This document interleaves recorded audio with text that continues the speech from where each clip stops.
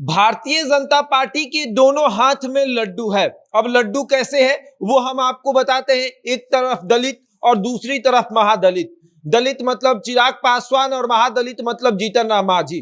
जीतन राम मांझी का दिल थोड़ा बहुत नीतीश कुमार के लिए धड़क भी रहा था, लेकिन जो वाकया विधानसभा में नीतीश कुमार ने किया, जो नीतीश कुमार ने जिस तरीके से जीतन राम मांझी की बेइज्जती की, जीतन राम मांझी का अब दिल टूट गया है।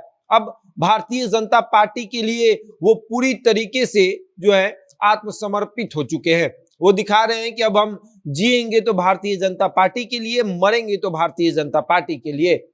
कुछ समय पहले जीतन राम मांझी ये बात नीतीश कुमार के लिए कहते थे। वो कहते थे कि नीतीश कुमार हमारे गुरु है और जब हम नीतीश कुमार पर कुछ बोलते हैं तो मेरे घर में हमको भोजन नहीं मिलता है, मेरी पत्नी नाराज हो जाती है और कहती है कि भूलिए मत, वही आपको नेता बनाए हैं, वही आपको मुख्यमंत्री बनाए हैं। लेकिन अब जीतन राम मांझी जब घर गए तब फिर उनको भोजन नहीं मिला, क्योंकि पत्नी ने कहा कि इतना सुनकर क्यों आ गए, आपने कुछ क्यों नहीं बोला।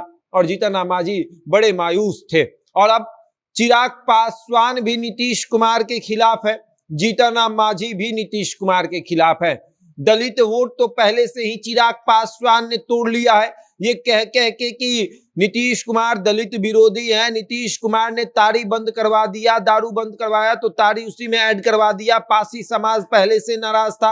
अब महादलित की बात करें तो महादलित और नाराज हो गया, क्योंकि जीतन राम मांझी की बेइज्जती हो गई और जीतन राम मांझी की बेइज्जती यानी कि महादलित नाराज। अब दलित और महादलित जो हैं वो नाराज हो गए हैं। अब बात करेंगे ओबीसी और ईबीसी की, तो ओबीसी में अगर आ जाइए, कुशवाहा को पहले ही आपको उपेंद्र कुशवाहा और सम्राट चौधरी तोड़ चुके हैं।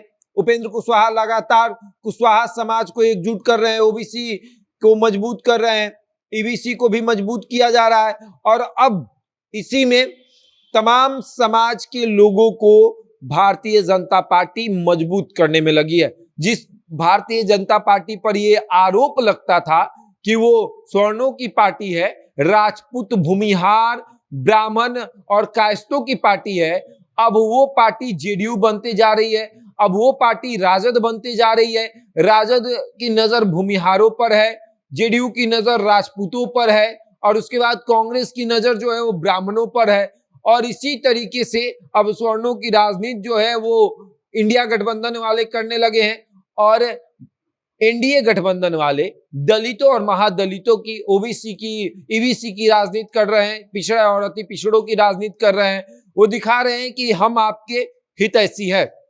भारतीय जनता पार्टी 90 से लेकर अभी तक स्वर्णों की राजनीति करते आई है। उसने देख लिया कि अगर स्वर्णों की राजनीति करेंगे तो हमको किसी के पीठ पर सवार होना पड़ेगा, और अगर पिछड़ा, अति पिछड़ों और उसके बाद दलित महादलित की राजनीति करेंगे तो अपना कंधा खुद मजबूत होगा। अब नीतीश कुमार ने भारतीय जनता पार्टी को खुद एक बड़ा मौका दे दिया। एक तो चिराग पासवान पहले से ही नाराज थे नीतीश कुमार से और उनके समाज के लोग नाराज थे। जीतन राम मांझी भी नाराज होकर ही गए थे, लेकिन फिर भी महादलित जो है वो जीतन राम मांझी को अपना नेता नहीं बल्कि नीतीश कुमार को अपना नेता मान रहा था। लेकिन नीतीश कुमार ने जैसे जीतन राम मांझी की बेइज्जती की, महादलित समाज का जो लोग हैं वो अब कह रहे हैं कि नहीं, नीतीश कुमार को अब वोट नहीं करेंगे, वो हमारे नेता की बेइज्जती करते हैं, अब बेइज्जती करने वालों को तो हम वोट नहीं करेंगे। और अब देखने वाली बात यह है कि भारतीय जनता पार्टी इस दोनों लड्डू को किस तरीके से सहेज कर रखती है, क्योंकि ये लड्डू 2024 में बहुत काम आएगा और इसी लड्डू के सहारे भारतीय जनता पार्टी 2024 में जीत हासिल करेगी और 2025 में सरकार भी बना सकती है, क्योंकि दलित और महादलित, पिछड़ा और अति पिछड़ों का वोट जो है वो बिहार में काफी है। और अब देखिए क्या होता है, किस तरीके से दलितों को और महादलितों को नाराज करके नीतीश कुमार चुनाव लड़ते हैं, या फिर मंच से कहेंगे कि अंत भला तो सब भला, ये मेरा आखिरी चुनाव है। और आगे देखिए क्या होता है। बहरहाल इस खबर में इतना ही, बने रहे हमारे साथ और देखते रहे जनता जंक्शन।